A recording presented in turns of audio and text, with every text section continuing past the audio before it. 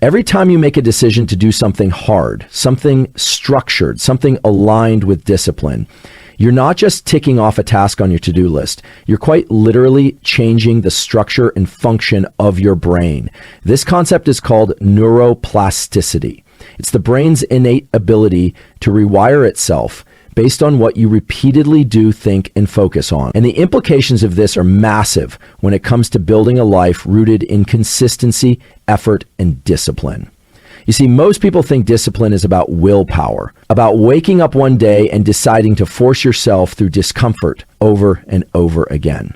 But that only works short term. Real, lasting discipline comes from a brain that has learned to prefer effort. To get there, we have to understand how behavior and biology shape each other. Your brain is composed of billions of neurons, electrically excitable cells that communicate through complex pathways. These pathways are not fixed. They're shaped by what you do consistently. If you wake up every morning and scroll your phone for 30 minutes, you're reinforcing neural circuits that associate wakefulness with distraction and passive stimulation. But if you wake up, hydrate, move your body, and spend even 5 minutes doing something intentional, like breath work, journaling, or physical training, you're reinforcing circuits that say, when I wake up, I act with direction. Over time, those circuits become faster, more efficient. And here's the key. The more a neural pathway is used, the more dominant it becomes. It starts to feel automatic. That's not magic. It's the result of a cellular process where neurons that fire together wire together. So when you repeatedly make the choice to engage in disciplined action, whether that's waking up early, sitting down to deep work, or delaying gratification, you're training your brain to crave that state. It begins with small decisions, repeated often. You don't need massive, heroic acts of self-control. You need consistent signals to your nervous system that effort equals safety, progress, and even reward. And when your brain starts associating effort with positive outcomes, when the discomfort of training or working hard becomes familiar and meaningful, that's when discipline shifts from something you have to force into something that flows. This is why environment matters. The inputs your brain receives, your routines, your surroundings, even your internal self-talk, all serve as data points that your brain uses to adapt. If you're in a chaotic, reactive environment, your brain learns to operate in chaos. If you're in a structured, intentional space, your brain begins to reflect that. Every decision you make tells your brain what matters, and the brain, in its remarkable plasticity, adapts accordingly. There's also a timeline to this adaptation. Neural pathways don't change overnight. Early on, when you're trying to install a new behavior, say going to the gym every day at 6 a.m., your brain resists. Not because it's weak, but because it's wired for efficiency. It wants to preserve existing habits. That resistance is not a sign of failure. It's a sign of friction. And friction is a signal that you're beginning to stretch those circuits. Keep showing up, and eventually the behavior becomes embedded. Your neurons start firing in that new pattern more easily, more often, and once that circuit is reinforced through repetition, it becomes the path of least resistance. That's how discipline starts to feel natural, and other critical component here is attention. What you focus on, your brain takes seriously. If you engage in a disciplined action, but your mind is distracted, the neuroplastic effects are minimal.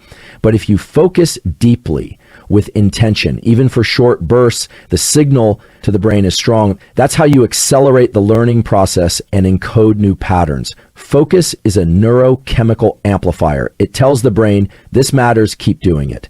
So yes, you can train your brain to crave discipline, but it doesn't start with pressure or punishment. It starts with awareness, then with action, and then with repetition. You decide what behavior you want to embody, and then you repeat it often enough that your brain says, this is who we are now. That's not theory, that's biology. And it means that no matter where you're starting from, change is possible if you're willing to show up and train it. Every discipline choice is a vote for a new neural identity. Keep voting. Now, let's go deeper into what actually drives you to repeat disciplined behavior. At the core of this process is one molecule, dopamine. Most people misunderstand dopamine. They think it's just about pleasure or reward, but in reality, dopamine is far more fundamental. It's the currency of motivation. It's what tells your brain this is worth doing again. And here's where things get interesting. You can condition your brain to release dopamine not just when you achieve a goal, but while you're in the process of working toward it. In most cases, people chase the high that comes after the finish line, the celebration, the recognition, the outcome. That's where they're getting their dopamine. The problem is, if your brain only learns to associate dopamine with the result, then you'll always struggle with consistency. You'll show up when it feels good. You'll work hard when success is guaranteed. But as soon as the path gets hard or progress stalls, motivation collapses. The brain doesn't get the reward, so it backs off. But there's another path, a more powerful and sustainable one. You can train your nervous system to release dopamine from effort itself, from the act of showing up, leaning in, and embracing the work. That shift changes everything. Because now your motivation isn't externally tethered to a specific outcome. When you get more reward than expected, dopamine spikes. When the reward is less than expected, dopamine drops. But here's the trick. If you stop chasing external rewards and instead lower the expectation of an outcome, if your baseline becomes, I'm here to engage, to put in the work, to grow, then even a small sense of progress feels like a win. That's when discipline starts to become addictive. And this is trainable. If you repeatedly expose your brain to challenges and intentionally associate them with growth, if you tell yourself, this hard thing I'm doing is the win, your brain will adapt. It will begin to favor hard things because it's getting what it needs neurochemically from those experiences. That's the biology of becoming someone who thrives in effort, who doesn't wait for permission or motivation to act. That's how you turn discipline into something your brain wants more of, not less. There's also a timing aspect here. Dopamine levels fluctuate throughout the day. You can use this to your advantage. Start your day with something effortful, physical training, focused learning, even structured breath work. If your first dopamine hit comes from discipline, your brain sets the tone. It learns this is how we operate. The rest of the day begins to align with that internal rhythm. And remember, it's not about massive accomplishments. It's about consistency in small wins. Show your brain that you follow through, that you do what you said you would do. Each time you do, you reinforce the internal identity of someone who's self-directed, who finds reward in effort. That's far more powerful than waiting for motivation to strike. So if you want to train your brain to crave discipline, start by rethinking where you place your internal reward. Stop giving all your dopamine to the outcome. Bring it into the process. Celebrate effort. Reinforce progress. And let your brain learn to love the work. Because once it does, discipline stops being something you chase and starts being something you live. When we talk about discipline, we have to talk about the part of the brain that makes it possible in the first place, the prefrontal cortex. This is the region of the brain located right behind your forehead, and it's responsible for executive functions, things like decision-making, impulse control, planning, and focus. In many ways, the prefrontal cortex is what separates action from reaction. It's what gives you the ability to pause, to evaluate, and to choose effort over comfort, long-term gain over short-term pleasure. Here's the good news. The prefrontal cortex is trainable. It's not static. Just like your muscles adapt to resistance training, your prefrontal circuits strengthen through repeated use. Every time you override a distraction, resist an urge, or make a disciplined choice when an easy one is available, you're strengthening the neural circuitry that supports self-regulation. The more you engage these circuits, the more efficient and automatic they become. This is especially important in our modern environment where distractions are everywhere. Your phone, your inbox, even the way content is designed.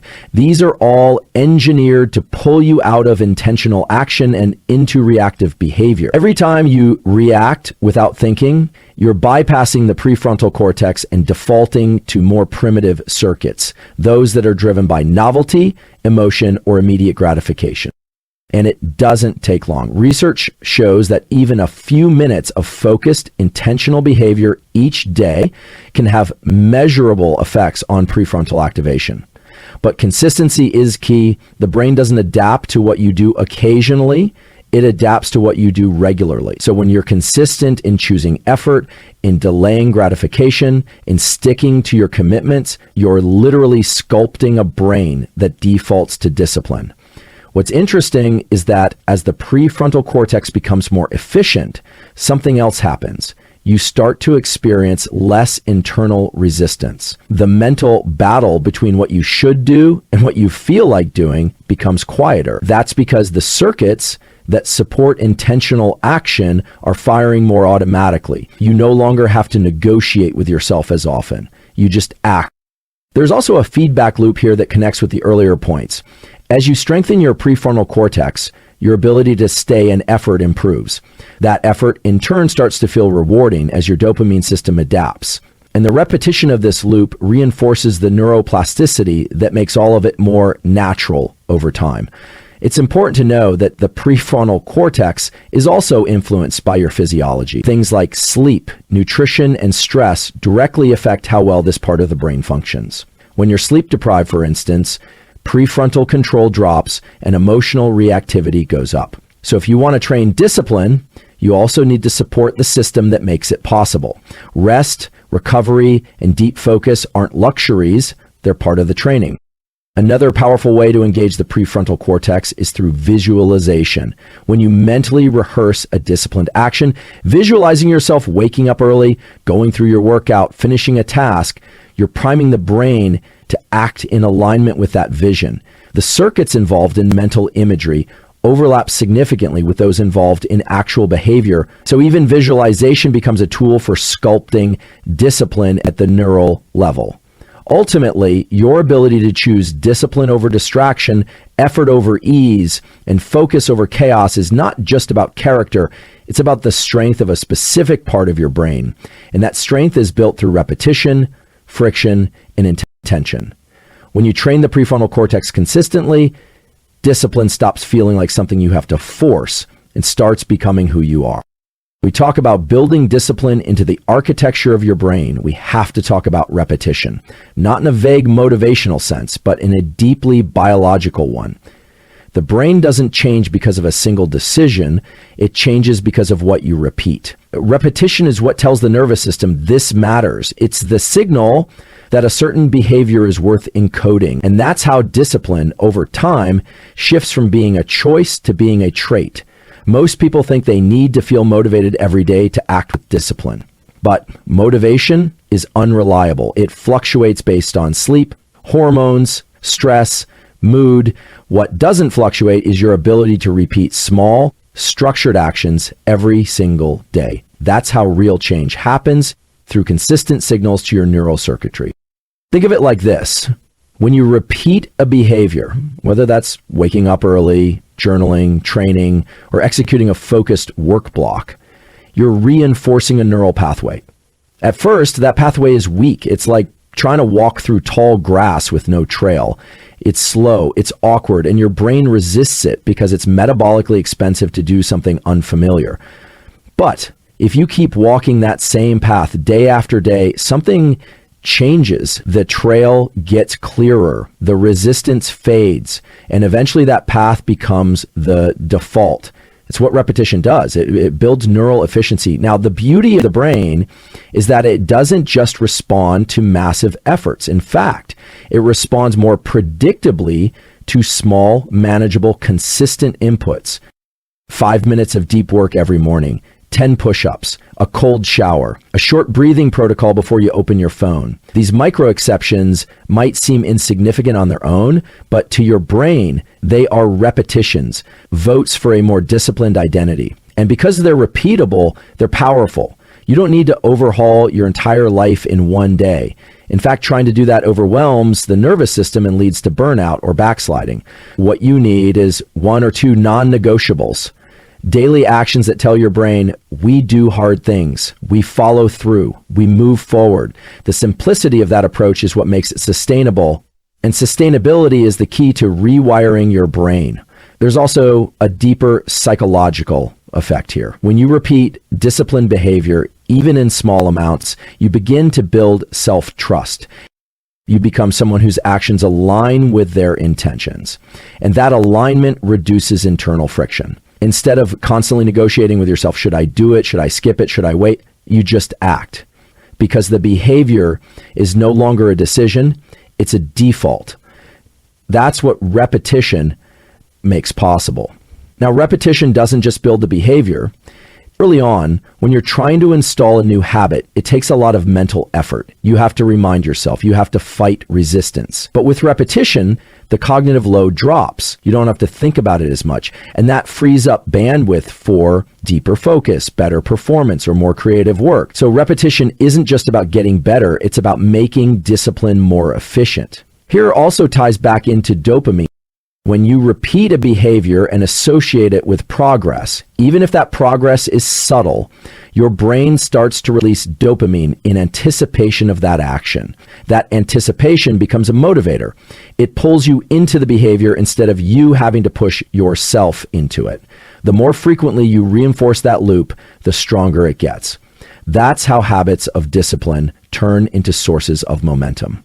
The brain thrives on rhythm. That's why morning routines, evening wind downs, and fixed training windows are so effective. They create a predictable structure, and the brain likes predictability. It reduces uncertainty and creates an internal environment where repetition is easier to maintain. It's not about being rigid, it's about creating a stable foundation that supports consistent action. And consistency is the bedrock of any disciplined life. Even when life gets chaotic, and it will, the behaviors you've repeated enough times will still be there. They become anchors. You may not be perfect, but you don't have to start from zero. The work you've put in compounds, and the circuits you've built remain accessible. So if you want to build discipline that lasts, start with what you can repeat. Make it simple, make it daily. Let your brain learn through exposure, through rhythm, through consistency. Over time, those repetitions won't just shape your day, they'll shape who you are.